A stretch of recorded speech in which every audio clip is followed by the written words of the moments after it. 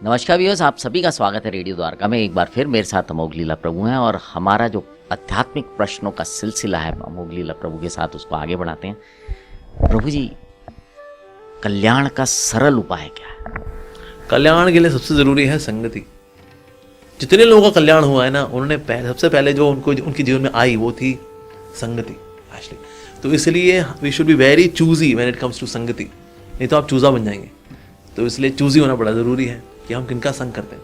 तो संगति ना आपको बहुत इंस्पायर करती है, आपको उठाती है, आपको अपलिफ्ट करती है। तो सिर्फ अपनी वाणी से ही नहीं बल्कि अपने व्यवहार से भी इंस्पायर करती है।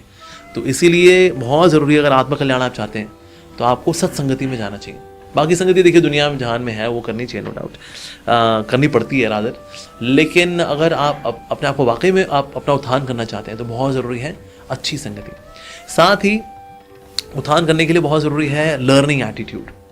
कई लोग सत्संगति के आसपास होते हैं लेकिन लर्निंग एटीट्यूड नहीं होता तो लाभ नहीं उठा पाते। तो इसलिए हमेशा लर्निंग एटीट्यूड रखना चाहिए अगर आप अपना कल्याण चाहते हैं तो। Always be like a blotting paper. Blotting paper ना इनको ऐसे सोख लेता है वो।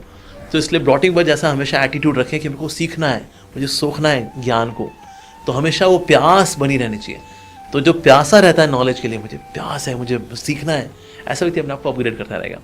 साथ ही जीवन के जो द्वंद्व हैं उनको सहन करना आना चाहिए अगर आप आत्मकल्याण चाहते हैं तो। यानी कि जीवन में जो सुख हैं, दुख हैं, कभी लाभ है, कभी हानि है, कभी अपमान है तो कोई मान सम्मान भी है, तो कभी यश है तो कभी अपयश भी है। तो ये डुअलिटीज़ हैं लाइफ के, द्वंद्व है जीवन के। तो अगर आप जीवन के द्वंद्वों को सहन करना सीख जाते हैं तो आपका निश्चित रूप से आत्मकल्याण आपका होगा। That's very important. साथ ही ना बजाय कि किसी से हम ईर्ष्या करें, हमें इंस्पिरेशन लेना आना चाहिए। अगर हम किसी अपने से उत्कृष्ट व्यक्ति को देखते हैं तो एक है मन में ईर्ष्या भी आ जाती है, अरे क्या यार क्या कर सकते हैं हर कुत्ते का दिन आता है, कोई नहीं बेटा। एक ये भी एक एटीट्यूड है। और एक एटीट्यूड है यार सो नाइस, इनसे इंस्पिरेशन लेते हैं हम आगे बढ़ने के लिए। तो इंस्पिरेशन भी जीवन में लेनी चाहिए, बहुत ज़रूरी है। साथ ही ना हमें दूसरे लोगों की विजडम का लाभ उठाना चाहिए। कभी कभी हमारा आत्मकल्याण के लिए हो सकता है कोई व्यक्ति बड़ा प्रतिभाशाली हो। सो प्रतिभाशाली लोग या बहुत बुद्धिमान जो लोग होते हैं वो अक्सर औरों की बात नहीं सुनते। उनको लगता है अरे यार हम इतने बढ़िया हैं, ये कल के लोग हमें क्या समझाएंगे। तो ऐसे व्यक्ति का आत्मकल्याण नहीं हो पाता। Why? Because he can not accept opinions of others, he can not accept other people's experience. उसका लाभ नहीं उठाता, वो खुद ठोकर खा के आत्मकल्याण चाहता है। सर औरों से सीखना चाहिए। कई लोगों ने एक्सपीरियंस से ना इतना कुछ सीख लिया है, वो एक्सपीरियंस का पका हुआ फल लेने का प्रयास करना चाहिए हमें। तो again that is connected to learning attitude. तो इसलिए आत्मकल्याण जो होगा वो ऐसे ही होगा। साथ ही बताओ कि आत्मकल्याण एक्चुअली होता क्या है। समबडी में थिंक कि ना मेरा फिजिकल वेलबींग, मेरी मेंटल वेलबींग हो गई तो मेरा आत्मकल्याण हो गया। पर आत्मकल्याण का मतलब जब तक आत्मा का कल्याण नहीं होगा तब तक आत्मकल्याण नहीं होगा। तो इसलिए one should also have this clarity कि आत्मकल्याण एक्चुअली है क्या। सिर्फ दुखों को दूर करना और सुख की प्राप्ति करना सिर्फ है क्या, वही आत्मकल्याण है या और कुछ है। तो इसके लिए बहुत जरूरी है, we should have the clarity. और हमें स्क्रिप्चर्स पढ़नी चाहिए।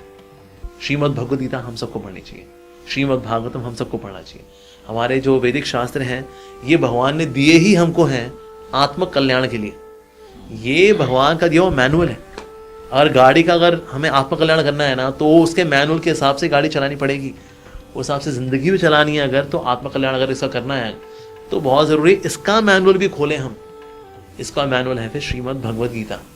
ये पढ़ेंगे तो पता लगेगा अरे सर ये ऐसे होता है आत्मकल्याण, ओ ये हम गलतियाँ करते हैं, हाँ।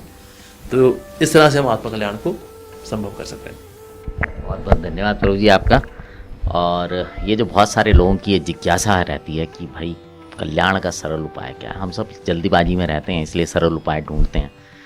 तो प्रभु जी ने जो उत्तर दिया उससे आप समझ गए होंगे कि कल्याण किस तरह से संभव है। तो आपसे विदा लेते हैं, जुड़े रहें रेडियो द्वारका के साथ।